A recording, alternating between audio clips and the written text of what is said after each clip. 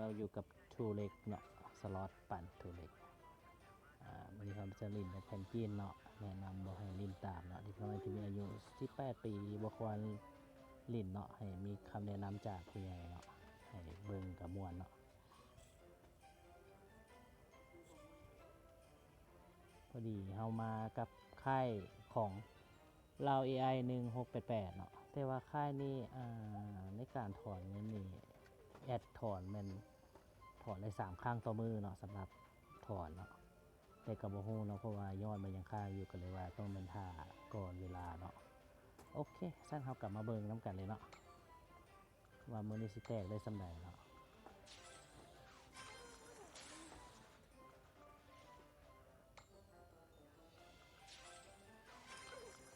ส่วนหลายแอดลินแพนกินนี่ก็มีช่วงหนึ่งแตกแต่ก็บ่ถึงขั้นว่านักเนาะ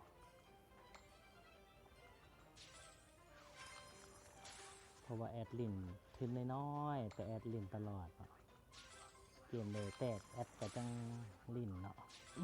บางเทื่อก็บ่แตกบางเทื่อก็แตกเนาะขึ้นน้ำเกมเนาะสำหรับเกมแต่ละเกม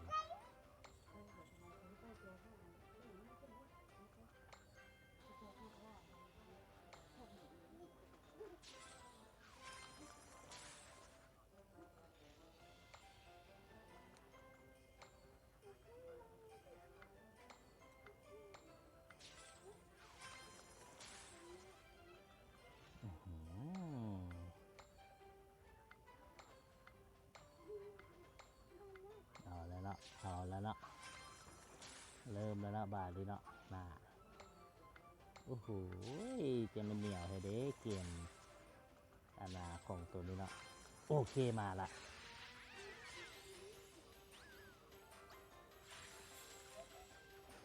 เกมนี้ก็บ่มีหยังหลายเนาะมีแต่หมุนให้น้ำก้อนแตกแล้วมันก็จะการหมุนซ้ำของโบนัสเนาะตัวนี้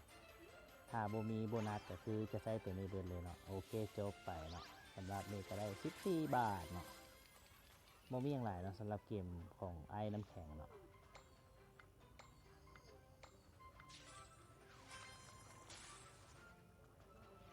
ขอพยายามให้น้ำแข็งข้างหน้าแตกเนาะเพราะว่าจะได้ตู่กระจายหลายเนาะตู่ทั้งหลังแตกนี่ก็บ่ค่อยปานใดโอ้โหว้าวรัวๆว้าวรัวๆว้าวรัวๆแตกละทางหน้าออกมาแล้วเนาะมาบอ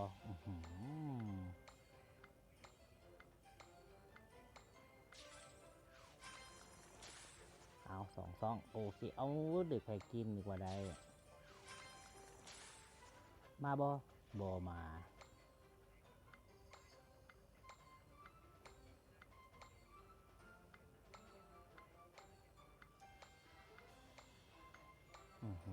รัว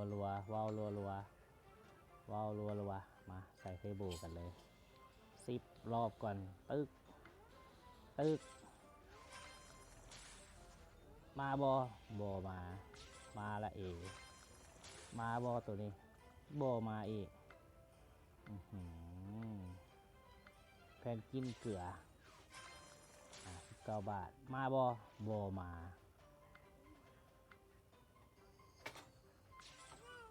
เคมาแตกไปแล้วมาอีกโอ้ยบอมา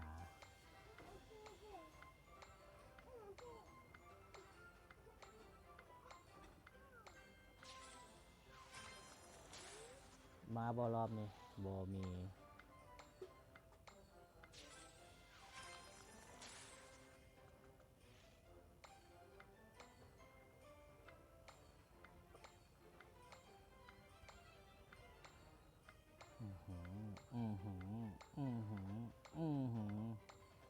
บูยเบารัวๆเลยพี่น้องเลย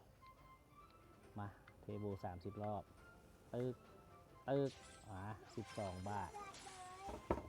บอมาอีก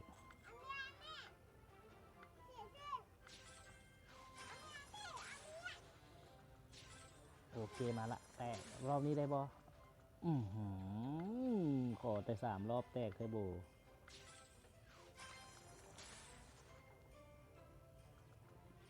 ละเนิ่มนวงกินละบาทนี้เอาละนะป๋าท าม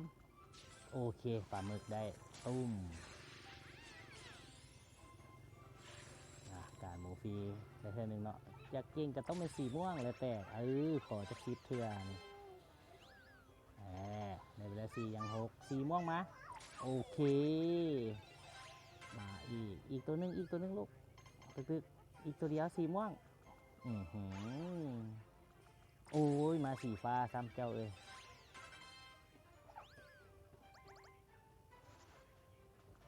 โอ้ยสีฟ้าก็มาอีก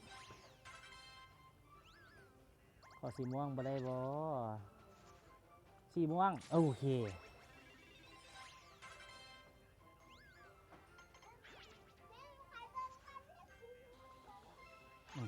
สีม่วงมูยม่วงกับโบมาได้23 บาทเนาะโอเคก็ถือว่าจบเท่านี้เนาะสำหรับเกมเนาะมันบ่ค่อยจะแตกให้เนาะเข้าใจอะไรเด้อที่ติดตาม